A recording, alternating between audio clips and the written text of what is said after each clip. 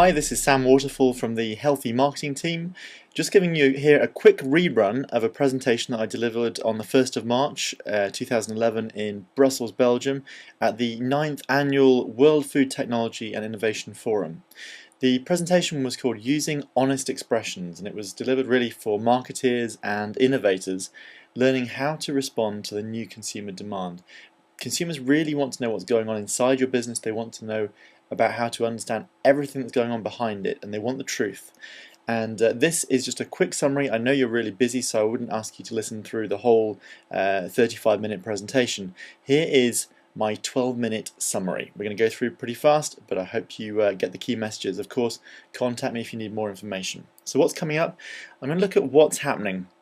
The world has changed and it's not going back. There's a lot more confusion and distrust from consumers, and we need to know how brands can deal with that. I'm going to look at why it's happening, introduce to you a new marketing reality, and I'm also going to look at how you can start to make this happen for your brands, giving you a quick survival guide for brand owners and marketeers, look at a few case studies, and a tool for actually getting started with your brand today. So, who am I? My name's Sam Waterfall. I'm a senior consultant with the Healthy Marketing team. We're based in London, consulting with major clients in the food, beverage, ingredients, supplements industries across the world. Although I've worked in the sort of background with many of the world's biggest companies, I'm now consulting worldwide for those. So that's my background.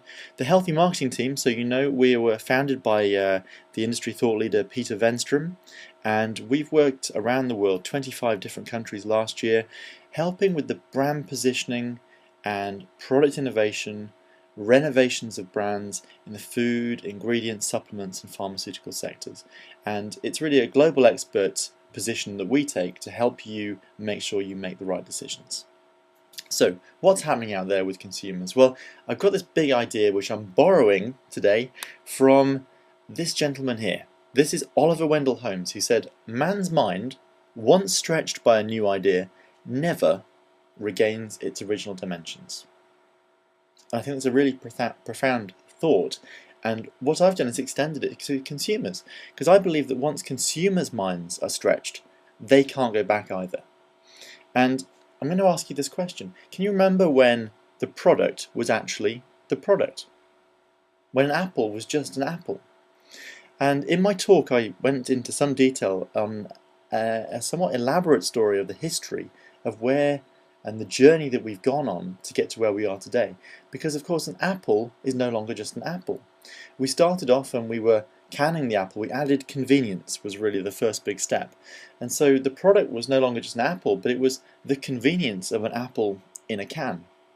Then of course we added premiumization, we added particular branding, and we started to add the whole meaning of what a brand can add to a product. So this was no longer just an apple, this was a convenient apple that then made me look a certain way.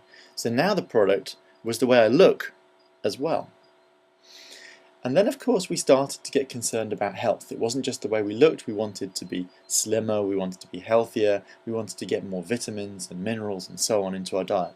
And now the apple is no longer the product, but it's now the health impact and the convenience and the way it makes me look, as well as the apple that's the product. And then finally the last version, which has gone on in the last few days, a few years in fact, was just this final step where we've really now got to the level where the product is the entire value chain. It's no longer just the apple or the convenience or the premium way that it makes me look and that I feel when I use it. It's no longer just about the health. It's all of these things. And Gandhi said something very, very profound. He said that you have to be the change that you want to see in the world. And now consumers are shopping for the products that help to create the change that they want to see in the world, whether that's local, whether that's particular farming methods, particular brand ideals, but your entire value chain is now your product. So that's all very good, but here's the problem. I used to be able to win just by having a better apple. Now I'm at risk along my entire value chain. And what that means for you, if you're a manufacturer, if you're a retailer, if you're a brand owner, it means that there's actually now nowhere to hide. Consumers want to see exactly what you're doing, and now they've looked inside your value chain, they want to see more. But when they look deeper, quite often, unfortunately, companies have disappointed them. And so we've got a loss of trust, we've got growing confusion amongst consumers, and very importantly, we've got a very much a declining faith in experts. And this is the kind of reason why. When you get this kind of commercial, which is trying to put an expert in a position of authority, but something that we can't possibly believe, then that's why we start to judge and start to doubt. And also when we start to see things like this, which are telling us that it's only using dairy, fresh cream, real vanilla and the finest fruits and nuts, but then we see that there's everything else in there as well. And it could be things like this. If you do a search online, this is a UK newspaper, it tells us organic milk has more healthy fats than traditional variety. And in the same search, organic milk is not healthier, say Food Watchdog. So what's a consumer supposed to think? Well, I looked at the data from the research company Health Focus International, just seeing what had changed between 2008 and 2010 in their 18-country global shopper trend survey. Looking at this, this was the change in the consumers who are getting tired of experts telling me what foods are good for me. That's gone up from 40 to 44%. Here's another one. I'm confused about what I should eat to stay healthy. That's gone up from 35% to 40%. Up again. And here's another one. Buying local brands of food and beverages, they're interested in that, up from 62 to 68%, up again. Now, these are big numbers.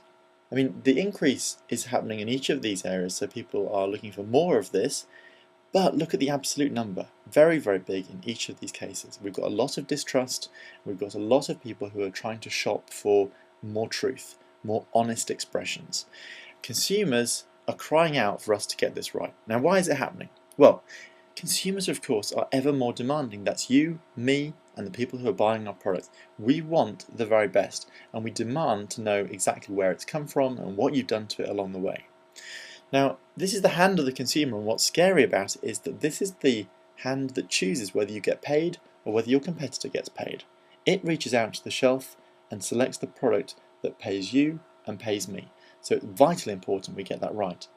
But now consumers have got more reasons to reject your product than ever before because they can see inside your value chain. They can see everything you're doing. It used to be enough that we could motivate people to buy. We'd tell them how good something was, we'd tell them about the needs that we were meeting, the benefits we were giving them, and tell them the reason to believe, and their hand would gravitate towards our product. But now, there's also increasingly reasons to reject. And every reason to reject is a hesitation point for that hand. It will pull away, and if your competitor is telling a better story and they are handling those reasons to reject, they're removing them, then quite often your consumer will pick your competitor, and that is when we don't get paid. So really what I'm introducing to you here is a new marketing reality. The move from just reasons to believe, which are still important, but now you also, as a marketeer or an innovator, must consider the reasons to reject. So your consumer actually has many reasons to reject at the moment. It could be lack of money, it could be that they don't believe the product is natural enough, maybe too many colours in there. It could be that they just don't see your product on the shelf. Maybe yours is the one that makes the competitor stand out. Or it could be what you're doing to the environment. How do you make this happen for your brands? What can you do to make it right? And how can you win? Well, I put it to you that it's about worldview. You can actually target by many different methods, but I think that actually understanding the viewpoint of your group of consumers is the number one most important thing. If you can actually zoom in to what is happening in the mind of your consumer, what she is really looking for, and really understand that, then you can actually start to match that.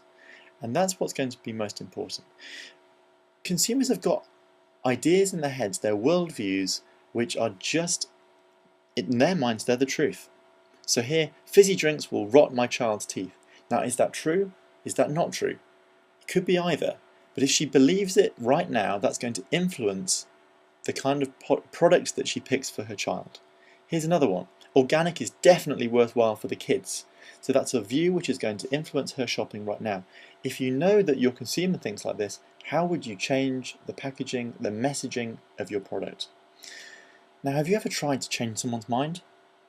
Maybe a partner? Maybe a teenager? Trying to change anybody's mind is almost impossible.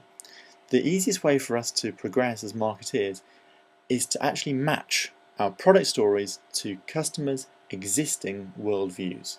So what we're doing is we're telling a story that they are already looking for, they already believe, and we're matching that. Now remember that the product is no longer the product. So we no longer buy just the product, but we actually buy the whole story. We buy the way the brand will make us feel, and we buy the entire value chain that goes with that product. And that goes from the ground and the raw materials at the first instance, right the way through to the way that that product and its packaging will be disposed of. So here's a 3-strategy survival kit, very quickly now, for marketing across your entire value chain. Here's the first one. Think about how you can in any way empower your consumer. By giving them more information, better connection, you put the choice in her hands. And this could be with an app. Now even if you are a big company like a global dairy or something like that, and you think, well, our product is milk. No longer. Your product is the entire value chain. How can you bring more information to your consumer before your competitors do? Next strategy, using transparency to tell and sell. What's important here is that it becomes so compelling, so important when you can show the transparency and show more transparency than your competitors. That's when you can really get ahead. Starbucks did it when they launched Veer. What they did was they repositioned the mega competition by introducing their product, their Starbucks Veer, basically saying that it was not an instant. And what they were saying was that you were getting the quality that you would expect from a regular Starbucks ground coffee, and they brought to you a special way of doing that. McDonald's, in this example, this was in the UK, check this website, makeupyourownmind.co.uk. This is McDonald's exposing their entire value chain. You as a consumer can become a quality scout and visit some of their farms. They're actually feeding Olympic athletes now with this food, so that's a real reason to believe for McDonald's food quality. And once you get inside this, you'll see that you'll be one of many. They've actually had over 23,000 consumers interact with this site. McDonald's has opened its doors and shown you the quality of their food from the farm right the way into the restaurant. Now, third strategy, well, differentiate along the entire value chain, but also be ready for attack along that value chain as well. It could be that you've got a single point of provenance, and if you're a small brand, you can talk about that story. Of course, if you're a bigger brand, then you perhaps want to go for a different angle. Coca-Cola here, not telling you about coming from one place, of course, because it's from all over the place, but they're divulging the sources of ingredients. So less than that, they're actually going into telling you about the place where the manufacturing happens rather than telling you about the source of the ingredients. And they're telling you about where it's distributed and what the environmental impact is. And Frito-Lay have done something similar. You can put in a code from the back of the pack, and you can actually then find out exactly which state, which country your potato came from in the first place. Now, for each worldview that you're actually trying to target, you have to remember that the value chain begins in the mind of the consumer. That's what our founder, Peter Venstrom, says. And in his book, The 4 Factors of Success, a simple tool for innovating healthy brands, Peter introduces the 4 factors. And here they are. We look at, firstly, who needs the product. That's the first factor. The second factor, do they accept the ingredient? And thirdly, from that ingredient, if they accept it, do they understand the benefit it can bring? And finally, what brand is bringing that to them? And do they trust that brand to deliver those benefits? Essentially, these 4 factors ask the question, does this concept hang together in a convincing way for our target consumer? Does it match the worldview? Now, I've told you about a new marketing reality, and I want to show you how you can use these 4 factors today. Simply like this. The factors of motivation actually are the ones which attract someone to your product. Getting these right, understanding the need and defining the benefit and explaining that properly will help people to actually come in and pick up your product. In contrast, of course, you've then got the factors of permission. Do they accept the ingredient? Is there a story you need to tell to make your ingredient acceptable? And do they trust the brand that's bringing them that ingredient? Because if they don't and we get these wrong, they will actually reject what you're trying to say. So, we come back to Oliver Wendell Holmes and our big idea. Man's mind, once stretched by a new idea, never regains its original dimensions. And of course, following on to the consumer, once we stretch our consumer's mind, we've let them inside the value chain. Their minds are stretched and they're never going to go back. So in summary, what's happening now, the product is no longer the product. Your product is now your entire value chain. And that means that it's ripe for your innovation and differentiation from the field all the way through to the fork, but it's also vulnerable to competitor attack. So you need to be ready for that too. There's a new marketing reality. It's no longer just about the reasons to believe, but you've got to manage all of those reasons to reject, because otherwise you will lose consumers with a particular worldview. And how to make it happen for your brand? Your story must match the worldview of your target. Understand what they're looking for and tell that story that they want. And use the 4 factors to build in both motivation and permissibility into your brand story.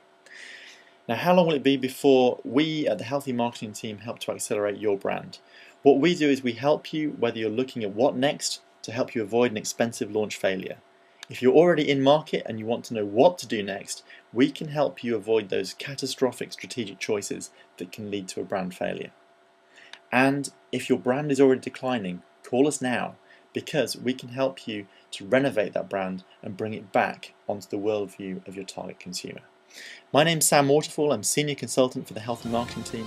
It's been a pleasure to share with you this brief synopsis of my talk from the World Trade Group meeting that I was at in Brussels. It will be a pleasure to share with you more details and to explain exactly how we can apply our tried and tested and proven ideas to your brand. I look forward to speaking to you. Please contact me by email, sam@healthymarketingteam.com, or you can follow me on Twitter, sam_waterfall, or of course, link to me on LinkedIn. It's been a pleasure talking to you. Thank you very much indeed. This is Sam Waterfall. Bye-bye.